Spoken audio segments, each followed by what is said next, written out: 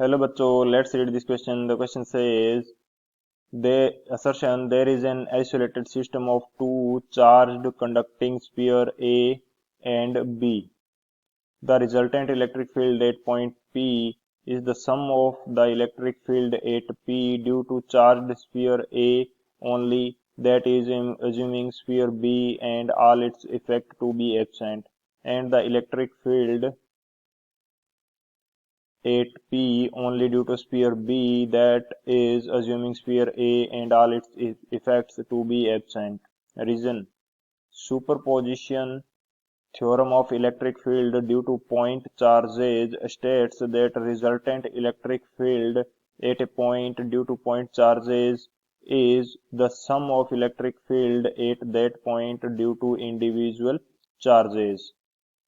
Option first, both assertion and reason are correct and reason is the correct explanation of assertion. Option second, both assertion and reason are correct but reason is not the correct explanation of the assertion. Option third, assertion is correct but reason is incorrect. And option fourth, assertion is incorrect but reason is correct. So इस question के अंदर basically हमसे क्या बोला गया है कि दो हमारे पास आइसोलेटेड कंडक्टिंग स्फीयर है ए एंड बी। इनके कारण पी पॉइंट के ऊपर जो नेट इलेक्ट्रिक फील्ड होगा वो ए स्फीयर के कारण जो इलेक्ट्रिक फील्ड होगा प्लस जो बी स्फीयर है उसके कारण इलेक्ट्रिक फील्ड है, इन दोनों का सम होगा।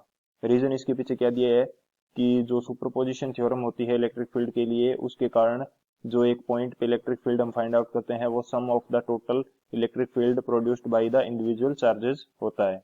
सो बात करते हैं की कंसेप्ट की।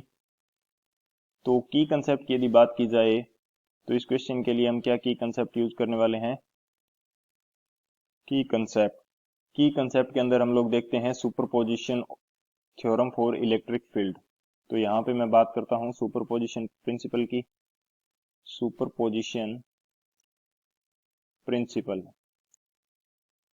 ये हमारा रहेगा की कंसेप्ट।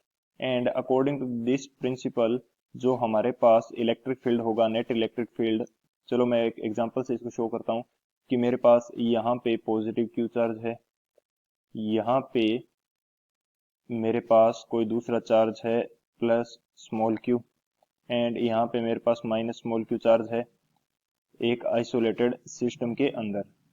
एंड इस पूरे सिस्टम से किसी डी डिस्टेंस के ऊपर हम लोग फाइंड आउट कर रहे हैं पी पॉइंट के ऊपर इलेक्ट्रिक फील्ड। सो जो ई पी होगा इसकी वैल्यू हमारे पास रहेगी E due to positive Q charge plus E due to positive small Q charge plus E due to negative Q charge. ये जो पी पॉइंट के ऊपर नेट इलेक्ट्रिक फील्ड होगा वो इन तीनों चार्जेस के कारण प्रोड्यूस्ड किए गए इलेक्ट्रिक फील्ड का सम होगा। ये हमारे पास रहता है प्रिंसिपल ऑफ सुपरपोजिशन। सो ये हमारा की कंसेप्ट हो जाएगा। इस की कंसेप्ट की हेल्प से इस क्वेश्चन को सॉल्व करते हैं। सॉल्यूशन की यदि बात की जाए तो सॉल्यूशन इस क्वेश्चन के लिए हमारे पास क्या हो जाएगा, हमें क्वेश्चन के अंदर गिवन है कि दो कंडक्टिंग स्फीयर है, दो कंडक्टिंग स्फीयर हैं जिसमें एक स्फीयर मेरे पास ए है एंड दूसरा स्फीयर क्या है मेरे पास बी। यहाँ कहीं मैं अज्यूम कर लेता हूँ कि मेरे पास पॉइंट पी है, तो इस P के ऊपर जो नेट इलेक्ट्रिक फील्ड होगा EP, इसकी वैल्यू हमारे पास आएगी किसके equal, E due to A sphere and plus E due to B sphere के इक्वल।